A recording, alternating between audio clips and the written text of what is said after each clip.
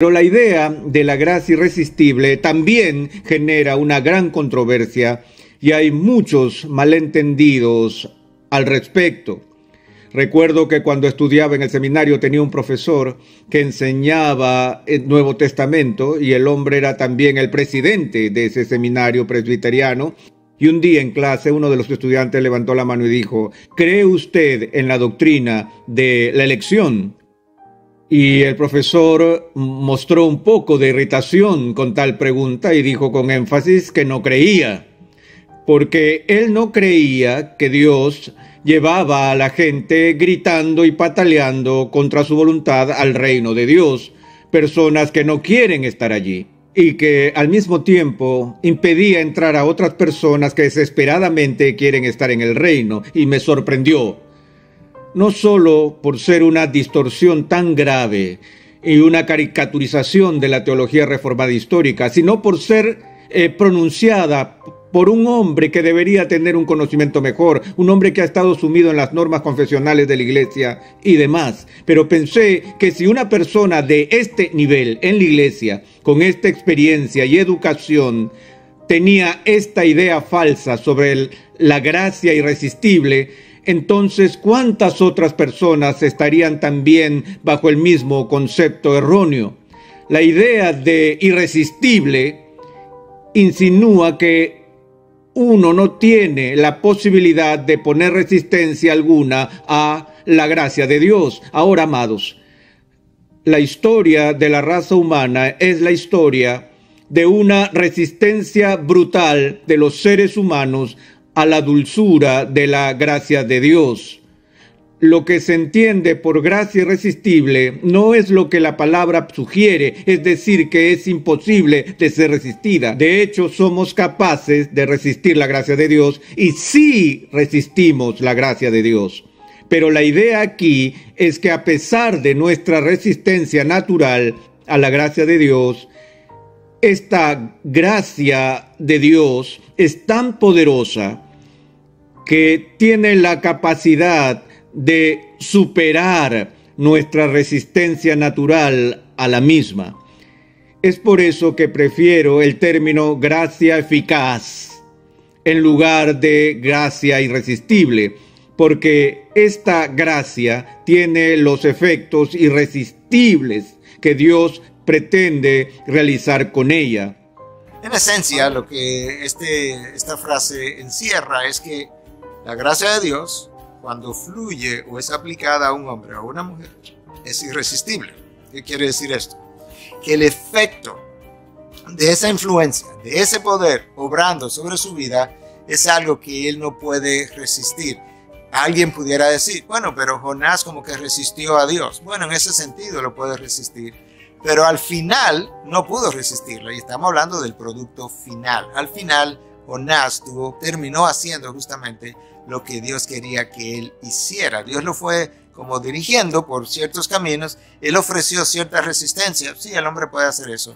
Pero en términos finales, en términos de qué es lo que va a ocurrir al final, no, su gracia es irresistible. Pero yo creo, una vez más, que si conoces el carácter de Dios, lo que Dios ha revelado acerca de su carácter, esto tiene todo el sentido de la palabra. Dios es un Dios infinito. Entonces, esa palabra infinito es vital. Porque cada vez que nosotros hablamos de uno de los atributos de Dios, tú tienes que pensar que ese atributo permea todo lo que Dios es. A eso es que se llama que Dios es simple. No simplista, simple. ¿Por qué es simple? Porque es una sola sustancia, es una sola esencia. Por tanto, si Dios es infinito, eso implica que su amor es infinito, su gracia es infinita, su poder es infinito, su sabiduría es infinita, porque permea todo su ser. ¿Qué tiene eso que ver con gracia irresistible? Todo, porque su gracia es infinita. ¿Te imaginas una gracia infinita que sea resistible? Ya no es infinita, sería finita, porque es resistible. Alguien le puede poner fin a la gracia, pero no puede. ¿Por qué? Porque el poder de Dios, la gracia de Dios, es tan enorme, es tan determinante en lograr aquello que Dios quiere, que Dios se propone, que entonces cuando Dios se propone salvar a un hombre o a una mujer, va a ocurrir. De hecho, eso es lo que Dios revela a través del profeta Isaías, que Él hace todo lo que Él concibe, que nadie puede oponerse a sus planes. El salmista, en el Salmo 115, dice que Dios está en su trono y Él hace lo que le place. Ahora, lo que a Dios le place a mí me conviene, porque a Dios no le place castigarme. De hecho, la palabra de Dios revela incluso que Dios no se complace en la muerte de los impíos. Los impíos se van al infierno si no han creído en Cristo al final de su vida, es cierto, pero Dios no está disfrutando eso, Dios no está aplaudiendo eso, Dios no está celebrando, qué bueno que lo envía al infierno. No, a Dios le duele tener que condenar a alguien, pero lamentablemente el hombre le ha rechazado y Dios es justo y tiene que, en su justicia igualmente infinita, tiene que entonces lamentablemente enviar al hombre a una condenación infinita, que es el tiempo pasado en el infierno, lamentablemente. Entonces, una vez más, la gracia irresistible habla en esencia del efecto que causa la gracia de Dios sobre un hombre pecador cuando Dios sale detrás de él, cuando Dios le aplica su gracia. ¿Cómo pasó con Pablo? Y Pablo entonces quedó convencido. En un sentido, no es que el hombre es arrastrado en contra de su voluntad, no. Es que sus ojos son abiertos para que él pueda ver cosas que no había visto, y al ver lo que no había visto, él queda absolutamente convencido. Es casi como dice en inglés, como crush, como apretado, de wow, yo no puedo creer que esto es así, que mi perdición es tal, que mi pecado es tan grande, que mi condenación es tan real, que yo necesito este Dios, yo necesito esta salvación. Y él termina poniendo su fe en Cristo Jesús. Gracia infinita, un gran regalo de Dios para con nosotros. Si la gracia de Dios es irresistible, ¿podemos decir entonces que somos salvos en contra de nuestra voluntad? Por supuesto que no. Recuerden que el problema del pecador es que él ama su pecado y aborrece a Dios. Pero en vez de arrastrarnos en contra de nuestra voluntad, lo que hace Dios en la regeneración es hacernos libres de la esclavitud del pecado para que podamos libremente responder al llamado del Evangelio. Déjenme ponerlo de esta manera. Y es una ilustración que he usado muchas veces hablando de este tema.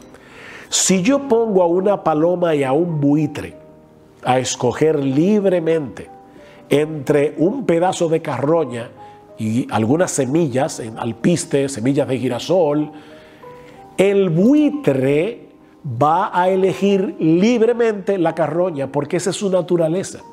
La paloma libremente va a escoger el alpiste o las semillas de girasol. Si yo quiero que el buitre escoja la semilla de girasol, yo voy a tener que palomizar su naturaleza, voy a tener que cambiar su naturaleza, y eso es lo que Dios hace en la regeneración. Cristo dice, Juan 8, de cierto os digo, que todo aquel que hace pecado, esclavo es del pecado. Así que si el Hijo os libertare, seréis verdaderamente libres. Cada uno de nosotros vino libremente a Cristo cuando nos arrepentimos y creímos. A mí nadie me arrastró a creer en el Señor.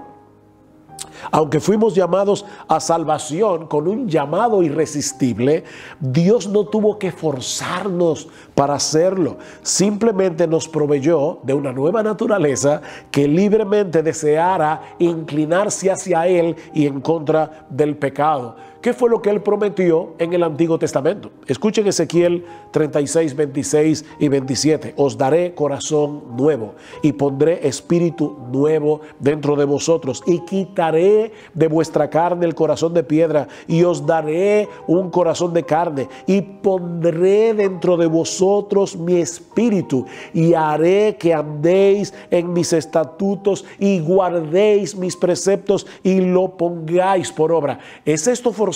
No, porque Él va a darnos un nuevo corazón. Nos dio un nuevo corazón.